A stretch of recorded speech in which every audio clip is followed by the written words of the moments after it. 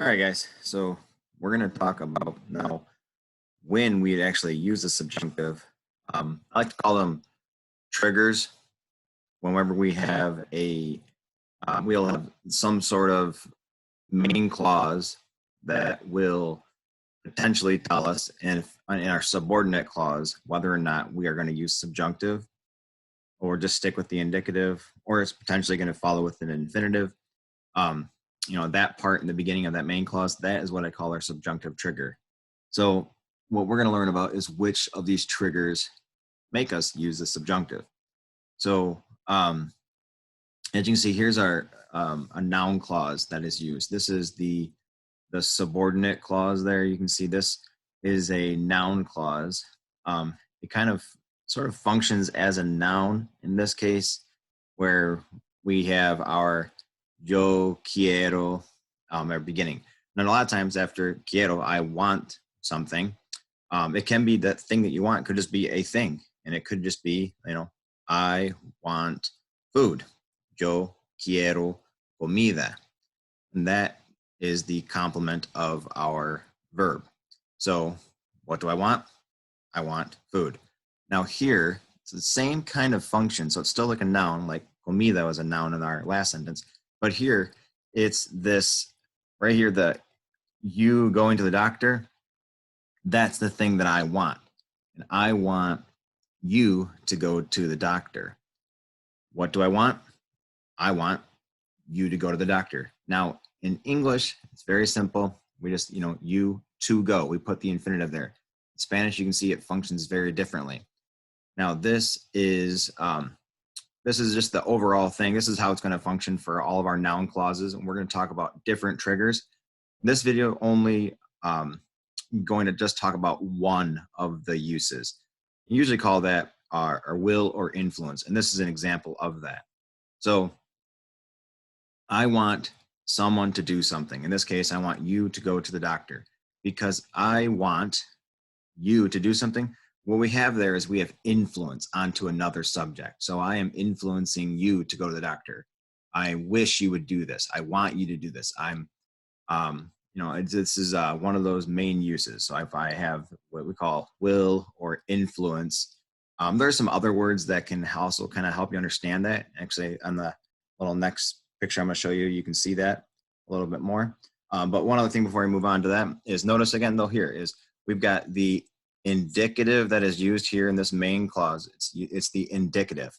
Quiero, right? That's the yo form of the present tense indicative. But then when we get into that subordinate clause, what we've got here, you'll notice in the subordinate clause, we have vayas. Now we know vayas, that is the to form of the subjunctive, the present tense subjunctive of ir. That's ir, to go, conjugating the to form of the subjunctive. So whatever happens, this one here, that's going to be in the indicative. But whatever this tells us in the beginning here, tells us whether or not in the subordinate clause, whether it be in the subjunctive or in the indicative. And if it's in the subjunctive, we are going to need that connector, que. Okay, so here are some useful verbs to know. Now, I don't know if I would say all of these really go with will and influence. We're going to talk about some other categories, and you can see that those verbs are, the other categories when we get into like emotion, kind of opinion of sorts. That's where I would kind of throw gustar. I would throw that one in there. And some we have these impersonal expressions, the ones that start with es, es importante, es necesario, es urgente. Looks like my dots are off a little bit, but hopefully you get my point. Those three phrases right there, and there are several others. Your vocab list had a ton of them on there, but those, I kind of put them in a separate category. But you can see when I say like it's important that you study vocab. Es importante que estudies el vocabulario. Now I say that in the subjunctive because, again, you can kind of see when I say it is important that, I'm putting influence onto you. I'm trying to influence you to study, right? Es importante que estudies. Es necesario que estudies. Again, it's necessary that you study. It's urgent that you study. There's influence onto another subject. Again, I put them in a kind of a separate category, and we'll talk about that later on. But But either way, if you could think about these verbs, advise, desire, to wish, to demand at the bottom of that first column, the middle column. Again, I don't know if I would say like what should fall in here exactly, but to make, hacer, and importar, again, maybe. If with insisting, definitely I see that, and to order someone to do something, to need someone to do something, to oppose someone from doing something, to request or ask someone to do something. I see that. I prefer that you do this. Continuing on, prohibir, I says prohibit. I'd probably say maybe like forbid. I forbid you from turning assignments in late. That's influence, right? Influencing you to not do that.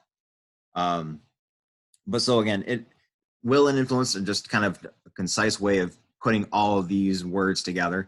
But sometimes people might say that you use the subjunctive whenever you have desire or wishes or insisting or asking for, so some of these verbs, they have a specific meaning, but you can kind of see the overarching theme of all these verbs is having influence onto another subject. And I keep saying another subject, and I'll talk about that in a little bit. But anyways, here are some examples. You can see, necesito que consigas estas pastillas en la farmacia. I need you to get these pills at the pharmacy. So I need you to do this. There's influence in that necesito. There's that I'm influencing you to go get them.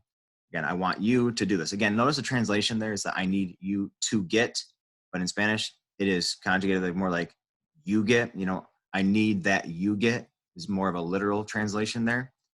That happens a lot, especially with verbs of influence.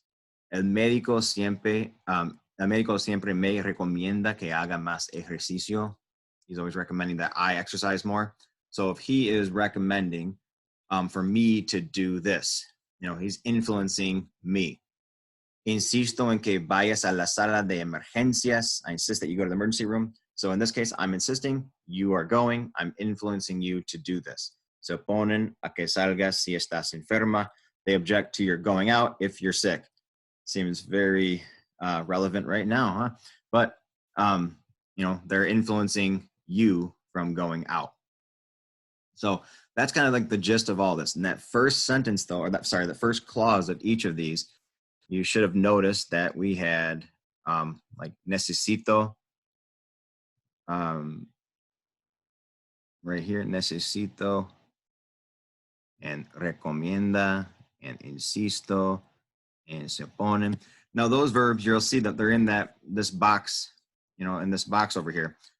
They are the way that we can, they're the way that we know whether or not we have will or influence, but they're conjugated in the indicative, in necesito, insisto, recomienda, se oponen. Those are indicative conjugations, present tense indicative.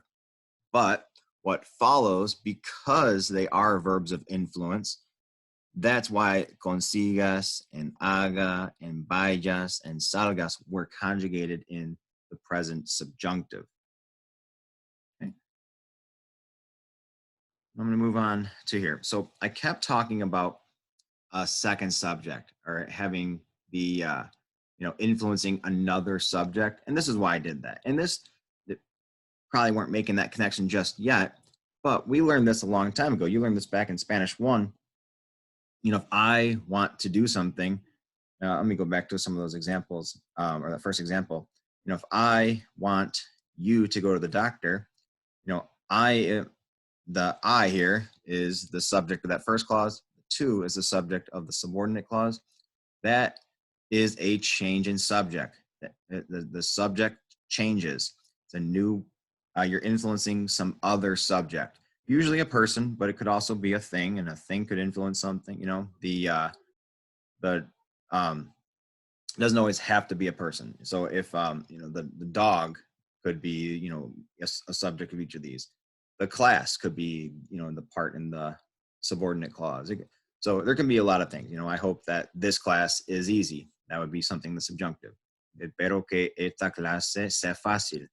We use the subjunctive there. But again, we have a change in subject. So I'm sorry, I'm going to go back to that. So, quiero que tú vayas al médico. If I want you to go to the doctor, there's influence on another subject. However, if I'm the one that is going to go to the doctor, I'm just going to word this in the basic Spanish one way, right? We conjugate querer according to the subject, and then we add the infinitive. So in that instance here, if I want you to go to the doctor, que tú vayas. But if I want to go to the doctor, it's much more literal translation here. Yo quiero ir al médico. Quiero ir. There's no que in there. There's no conjugation. It's just the infinitive following quiero immediately. Yo quiero ir. Because I'm the one that's going to go. I'm the one that's wanting. I'm the one that's going. There's no change in subject. In this case, you keep it at the infinitive. So right here, you can see this outlined a little bit more. Quiero ir a Bogotá en junio. So just I want to go. If I bet you if I asked you this earlier, if I asked you how do you say I want to go, that's what you would tell me. Quiero ir. But if I want you to go, now that one probably would have taken you a long time to figure out. If I asked you before this video, how do you say I want you to go? You probably would have come up with ir, but you would have had a te quiero in there, which is sweet, to say te quiero, but it's not how this works. So if I want you to go, quiero que vayas. Quiero que tú vayas. And then in the other one, I prefer that you go in August. Prefiero que vayas en agosto. Here we have two conjugations. We have a present tense indicative in prefiero, and then we have a present tense subjunctive in vayas. This is because this is the yo form in the present, in the main clause, and then we have the to form in the subordinate clause. So in this instance, we had a change in subject. We have influence in that verb preferir. So we will conjugate in that subordinate clause in the subjunctive. If I just wanted to say, I prefer, that I go, I'm the one that's preferring that I am going. So I prefer to go in August. Prefiero ir en agosto, because there is not a change in subject. So therefore, you will not use the subjunctive conjugation. You use the infinitive. So a couple takeaways from today. Just remember that your first clause is going to be in the indicative. And if you have will or influence inside that clause, that will tell you what follows is going to be in the subjunctive, as long as you have a change in subject.